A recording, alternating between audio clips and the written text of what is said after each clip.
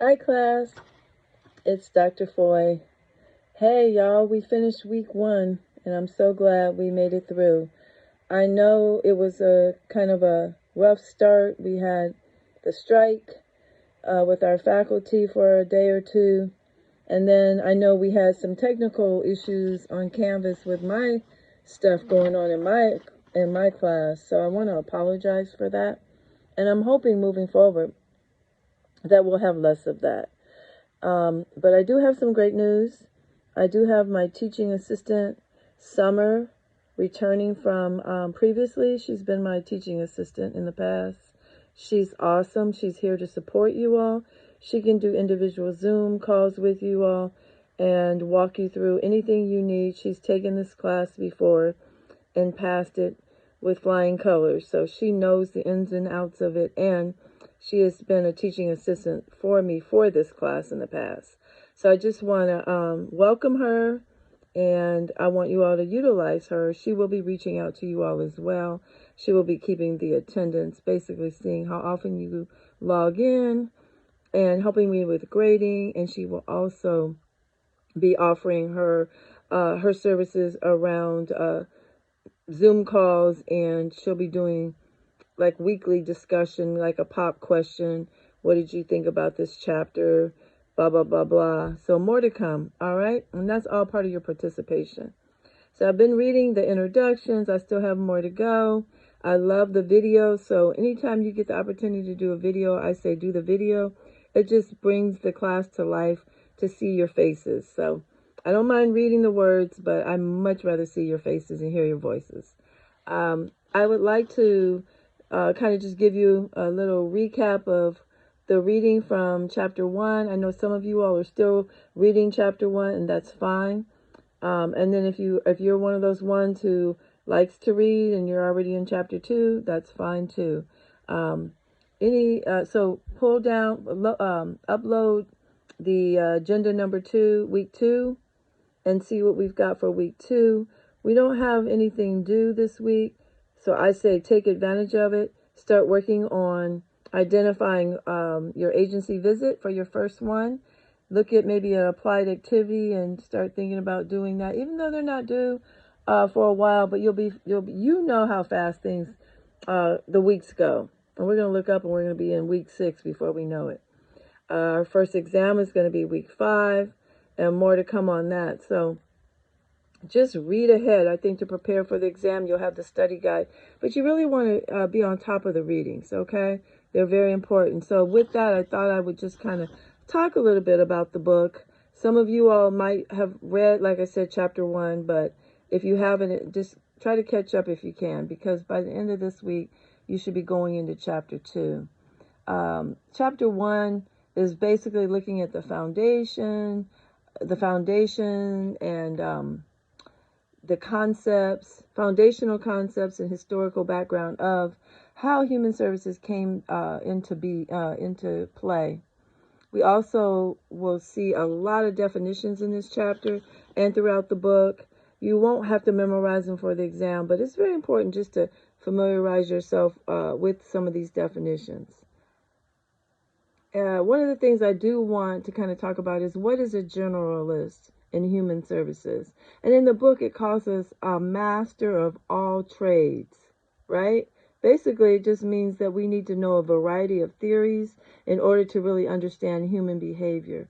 And we also need to be able to wear many hats when we're out in the field.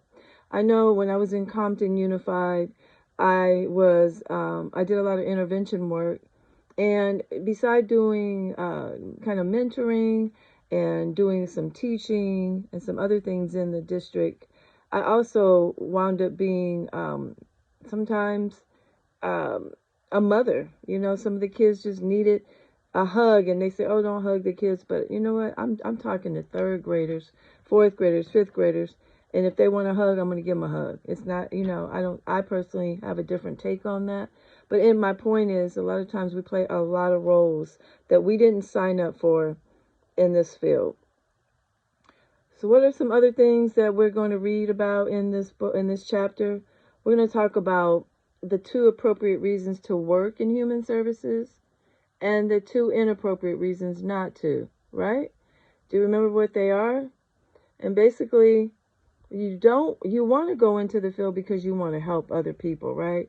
But you do not want to go in the field because you want to go and kind of project your issues off onto someone else, right? You're going in because you've been traumatized. You want to go in and help people like that. No, you don't want to go into the field to save people. It's not about that. It's about really caring and wanting to be in a field where you can really help people in a genuine way, okay? Not because you've been traumatized in the past. Also, I think the good thing about this field is so flexible, especially since COVID. You can work, a lot of the people in the county where I work in San Diego, they work a hybrid model. So they might be in the office 1 or 2 days a week, but they're out in the field working from home. And so it's a lot of flexibility. The pay is not something that you're going to write home to mama about, because you can earn a decent living, but living in places like Southern California, as we all know, is very expensive. As a human services worker or professional, you're going to earn a decent wage, but you're not going to get rich. I earn a pretty good wage, and I just actually got a new job starting in a couple weeks. I'll be leaving the county of San Diego and going back into education I'll be working for a foundation as the CEO and executive director. And it's the foundation for the San Diego Community College District's School of Continuing Education. But I mean, that's a very high paying job, but it's taken me years to get there, is what I'm saying. And maybe it won't take you as long. The other way that you can supplement your income, though, in this field is doing consulting work. A lot of us do consulting work. Okay, and so the other things that I wanted to talk about is the different ways that mental health was treated back in the day. Some were not very appropriate, and others did help people. And the book talks about some of the stuff was inhumane, archaic, just downright crazy. So just kind of make note of that. Take note of that. We also, in the 1960s, President Lyndon B. Johnson, who waged the war on poverty and passed the 1964 Economic Opportunity Act. And in the 20th century, President Franklin D. Roosevelt came behind him, and he provided a need for clothing, food, and other necessities of life. So basically, the book is just talking about how poverty was such an issue that the presidents during those times had to step in and create these different types of social programs to help provide aid, food, necessities, mental health services, and a variety of different services. And so you can see how it has evolved to where we are today. And the other thing I want you to think about is, how did modern psychotherapy begin? In the book, we'll talk a little bit about that too. How did modern psychotherapy begin? And there's different theories about that. And due to increased governmental involvement, increased scientific studies that were mainly related to poverty, and then we had a bunch of governmental agencies that were created to deal with mental health and other social welfare issues. As a result, they created the federal government created a department, a federal branch, and it's called the U.S. Department of Health and Human Services. And I actually worked for the county, and I don't work in that department anymore, but every county has a Department of Health and Human Services agency in some form or fashion. And so I worked in public health, and I actually worked in T3, which is trace, treat, and test. And it's no longer around because COVID, that was when we were in the pandemic, and I actually was hired to do all the hiring in that for San Diego County. It was quite an undertaking. I learned a lot. It was very hectic. I worked 6 days a week, 10-hour days. I was drained, and everybody was having meltdowns. Luckily, I didn't have a meltdown, but a lot of people that I worked with had meltdowns because it was a lot. And so Now, I just want you to think about chapter 2. If you haven't finished 1, finish 1, move into 2. And that's where we're going to look at modern day human services policies, programs, interventions, and demographic considerations. And I think I'll stop there. And again, I want to welcome you all to the class. I'm still reading the introductions. I probably have about another 20 to read. I've only gotten through half of them. And again, look at the agenda for week 2. Reach out to me, reach out to Summer. Summer can be reached in the inbox. If you inbox her, you'll see her last name is Saad, S-A-A-D. Summer Saad, S-A-A-D. And Summer, I hope I'm saying that right. I always butcher people's names, and it's not intentional. But I want to welcome Summer, and again, please utilize her. She is amazing, and she will help you with a lot of the issues you might be having, or frustrations, or not sure what to do.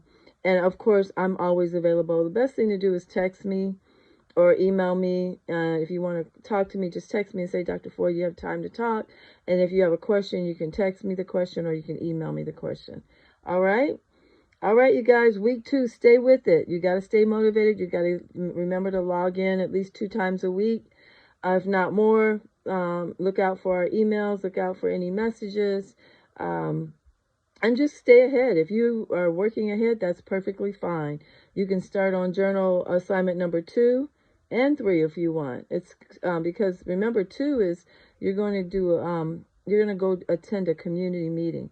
So you need to be thinking about the agency visit, and you need to be thinking about that community meeting, your applied activities, and preparing for exam 1 coming up week 5.